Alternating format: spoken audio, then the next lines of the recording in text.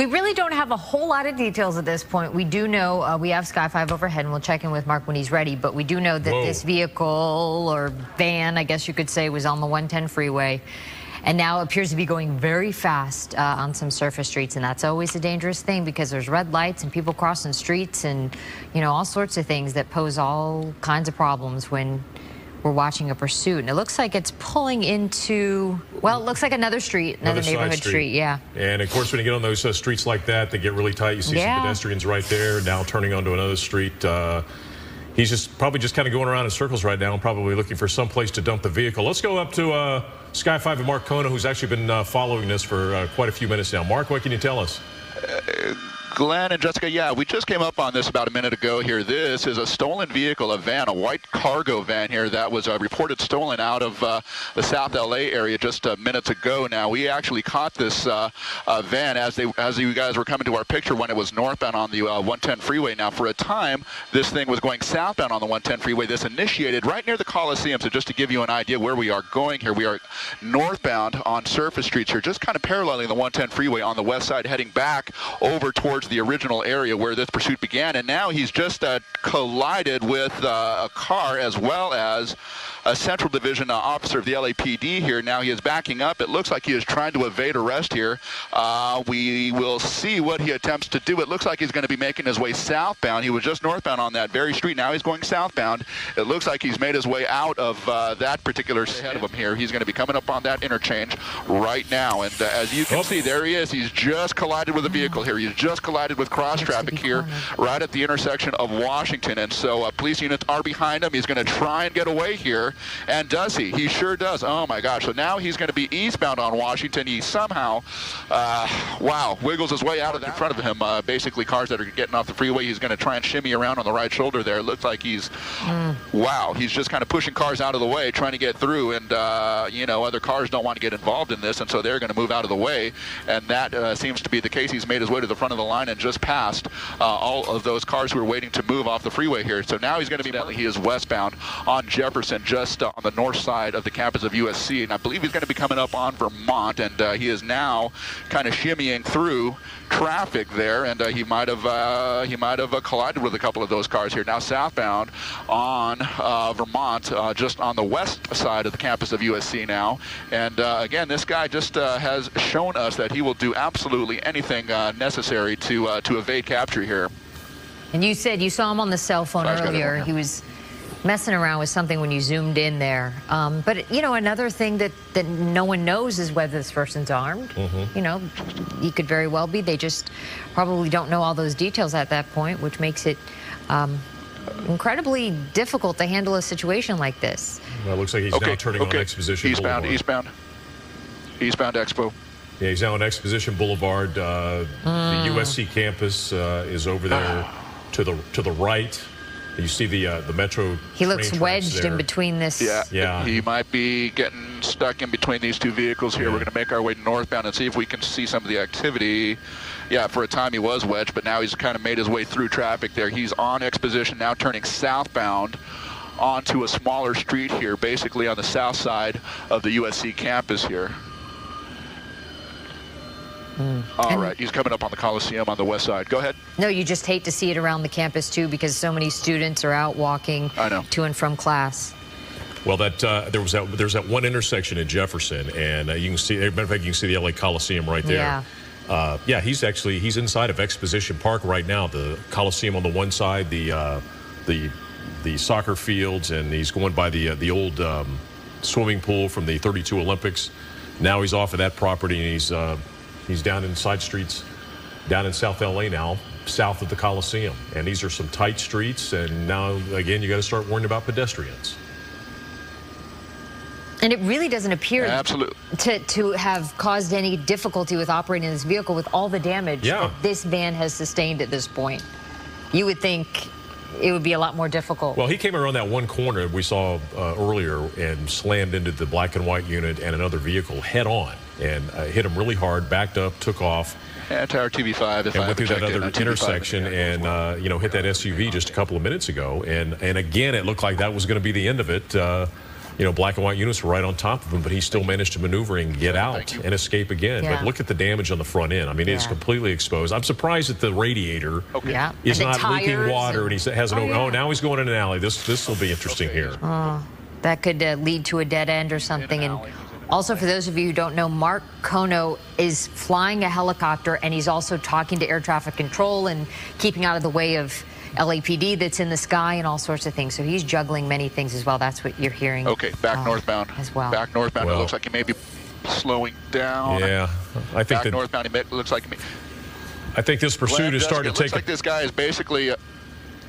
Go ahead. It looks like this guy is basically in the same general vicinity where this all kicked off about half an hour ago. He's kind of been circling a couple of.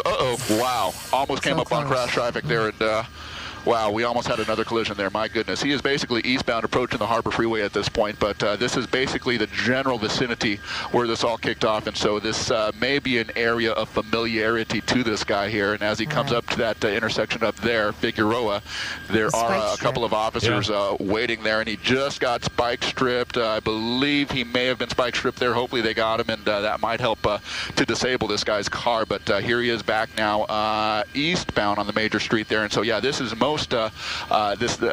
logically this seems like an area of familiarity because this is the same general vicinity where this all kicked off, and this is kind of where he's returned to. So here we are traveling through some commercial and residential areas at a very high rate of speed. So we will kind of follow this around and see what this guy does. Well, we're starting to see a lot of pedestrians out on the street, so obviously the word's getting out. People have been watching the news, and the word's getting around. So, we've seen these situations before where the longer these go on, they start to attract a crowd. Yeah. People start anticipating. They start standing on the street corners and waving and cheering or whatever. Hopefully they're rooting for the police in this situation, but you just don't know. It's crazy. See those people running back there? Now, oh, look at that. Again, on the wrong side of the street. I'm wondering if he did make contact with that spike strip because he seems to be really out of control at this point. Well, I don't see the tires, but the tires aren't smoking. You don't see the tires smoking, so now he's going down. Looks like another coming through an alley northbound. Now he's going to be making a right-hand turn off to the east. He's going to be coming up on some traffic here, some LAPD traffic waiting at the intersection. Now turning southbound. And you hate to anticipate how this is going to end because this is a guy that's not going to go easy. Yeah, you know. Okay. Mark, you think at almost some point that one of the an officer at one of these intersections would try to T-bone him? Well, you know what, Glenn? I don't know about that. You think the best they might be able to hope for would be to spin him at some point if given the correct amount of speed here. But I will tell you, this neighborhood is thoroughly saturated with LAPD officers here. I mean, again, this just seems like a familiar area to him, and so there are officers at several of the intersections. However, having just said that, he's just going to be coming up on a bus here. My gosh, turning northbound. At the rate that he's kind of ripping through these small streets and coming up on major intersections here, I'm just surprised that he hasn't T-boned an officer or someone else. We have already seen several accidents already directly involving this guy coming too fast and blind into intersections here. So now he's northbound. I will say that he's probably traveling a little bit slower than he was at its peak. Maybe that van is showing some signs of wear, or maybe it's slightly disabled. We just don't know at this point. Here he's going to be making a right turn, and there he is. And he's just tried to make the right turn a little bit too fast, and now he's going to try and get out of this. And so he has been able to do so countless times before, and now here's another time. He is just now he was basically taking that turn too fast, and he couldn't make the turn, and so he just got pinned up against the curb there and the vehicle. But he is able to get out of that one, as we have seen time and time again at this point. So again, he's just kind of making his way, making the round through the neighborhood here, east, west, north, and south through this residential area, just south of the Coliseum by about 3 to 5 blocks at this point. But he's just kind of making his way around. I can't believe how many times he's gotten out of a predicament here. We've seen. Yeah, and he backed up and hit another black and white unit, so that's another charge of assault with a deadly weapon. And this is. It's just amazing he's lasted as long as he has. It really is, considering the damage to that vehicle, and he just continues to go. And that they can't corner him in. They're so close every time, and he gets away. Well, it looked like they were going to try a pit maneuver that intersection a couple of, about 30 seconds ago, but there was another vehicle sitting there, so there's no way they could do that. And you see there a pedestrian there running to get out of the way. Okay. Again, if you're just joining us, you're watching The View from Sky 5. This is a cargo van that was stolen in South Los Angeles near the LA Coliseum in Exposition Park. And it looks like another spike strip. Spike strips. There we go. Good job. Good job. Great placement on that spike strip.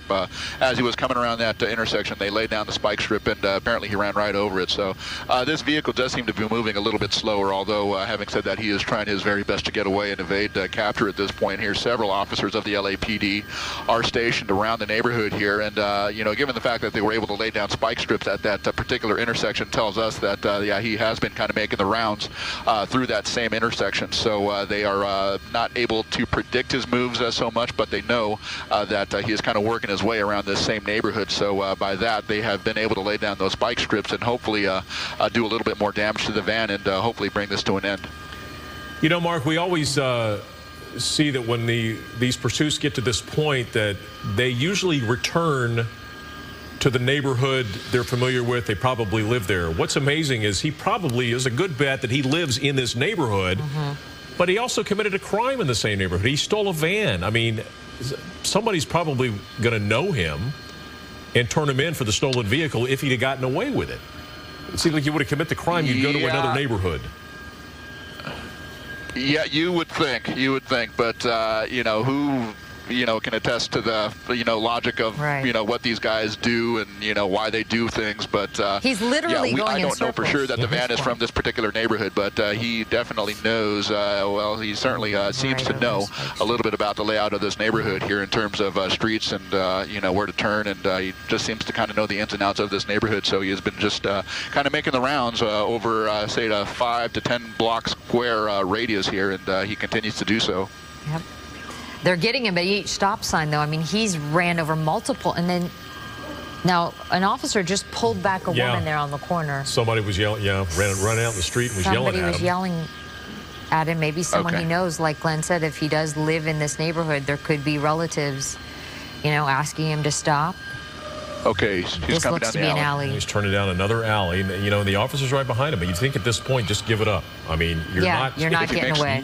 There's the chance of you getting away passed a long time ago. But he continues to. If he makes the right turn here. If he makes the right turn, half a block down is where that officer pulled that woman back. So we will see. It looks like this may be an area of familiarity here.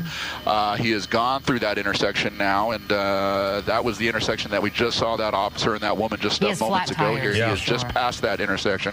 And yeah, this van is definitely disabled and on its way to slowing down even more. So hopefully they can bring this to an end. It sure seems like that is going to be the case at this point. He just steps out of the van. He is just running. He's foot-bailed into this kind of shopping center here. He's in the parking lot. LAPD guys are in pursuit on foot. He is just kind of making his way around, but I would suspect that he slips, and that is what's going to do him in. So he slips and falls, and that's what did him in. The LAPD able to swarm this guy basically and bring this to an end.